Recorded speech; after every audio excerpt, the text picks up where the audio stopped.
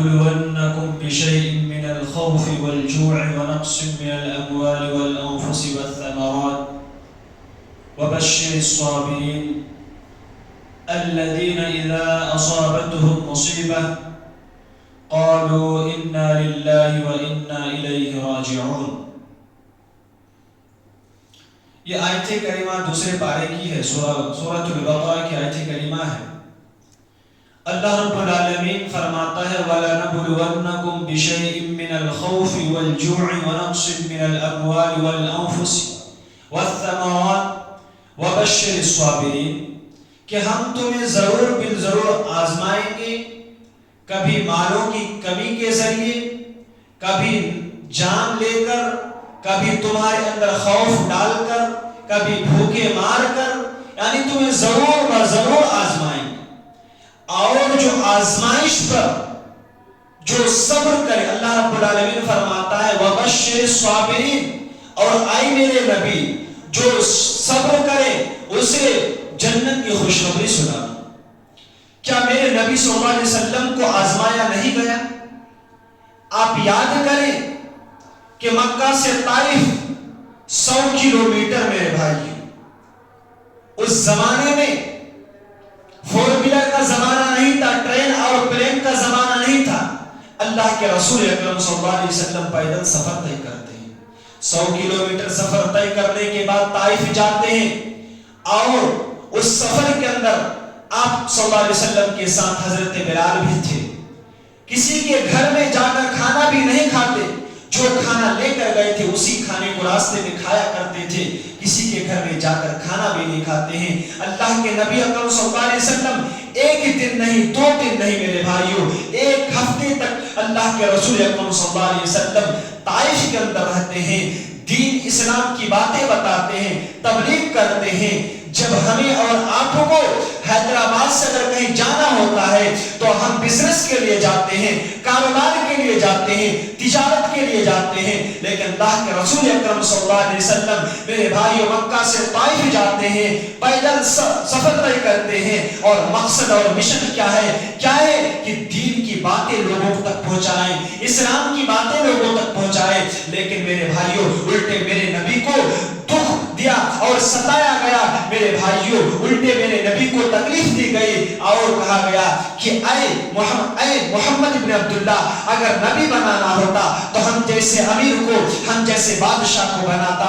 میرے بھائیوں تو دل کو تکلیف دینے والا، دل کو ٹھیس پہنچانے والے جملے میرے نبی کے اوپر برسائے گئے۔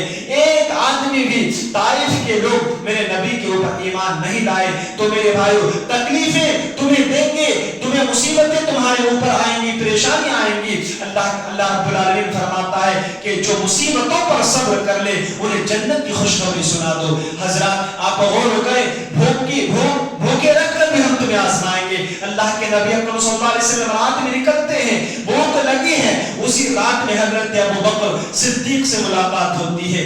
اللہ کے نبی پوچھتے ہیں اے ابو بکر تمہیں رات میں کیسے نکلنا ہوا؟ اللہ کے نبی سے کہنے لگتے ہیں اے اللہ کے نبی مت پوچھئے، اتنے رات میں کیوں نکلوں گا؟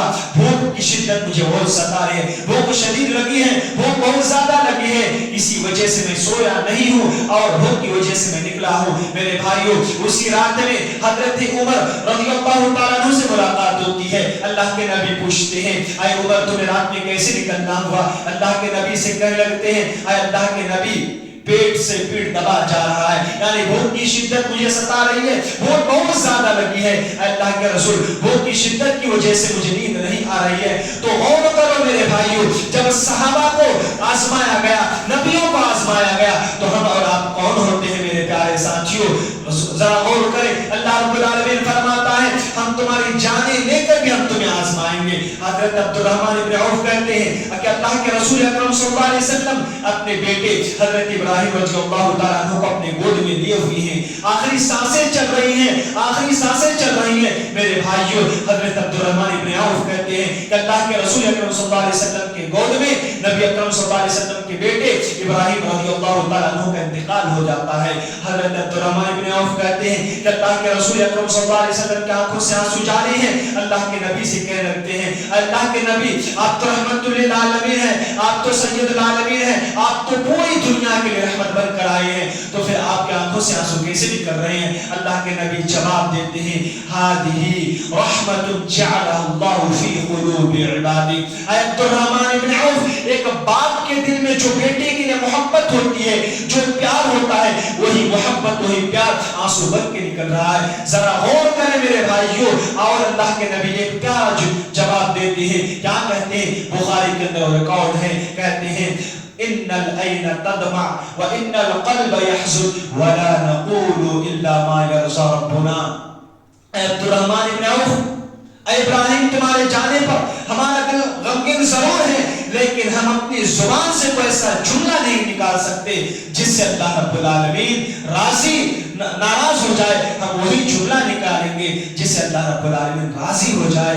تو میرے بھائیوں، مرنے کے بعد اور بھوک اور شدت کے باوجود اور تکلیف اور مصیبت اور پریشانی کے باوجود میرے بھائیوں، اگر کوئی انسان صبر کرتا ہے تو اللہ رب العالمین فرماتا ہے اے میرے نبی، آپ ان لوگوں کو جنت کی خوشخبری سنا دو، الذین اذا اصابتهم مصیبہ، اور جن لوگوں کے اوپر مصیبتیں آتی ہیں وہ یہ کہتے ہیں قالوا انا للہ وانا الیہ راجعون، ہم تو اللہ ہی کے لیے ہیں اور ہمیں وہ اللہ رب العالمین کی طرف لوٹ کر رب العالمین کے پاس ہی جانا ہے۔ تو میرے بھائیوں، آج کے درس سے ایک میسج دینے کی میں کوشش کر رہا ہوں کہ مصیبتیں آئیں، پریشانیاں آئیں، تکلیفیں آئیں، بھوک کی شدت اور پریشانی آئے، میرے بھائیوں تو اللہ جانے لے کے جائیں، باپ بیٹے چلے جائیں، باپ چلے جائیں، لڑکے چلے جائیں، لیکن اگر کوئی انسان صبر کرتا ہے تو اللہ رب العالمین فرماتا ہے اے میرے نبی، آپ اس کو جنت کی خوشخبری سنا دو۔ اللہ رب العالمین سے میں دعا کرتا ہوں کہ اللہ ہم تمام امت اسلامیہ کو ان باتوں پر عمل کرنے کی توفیق عطا فرما،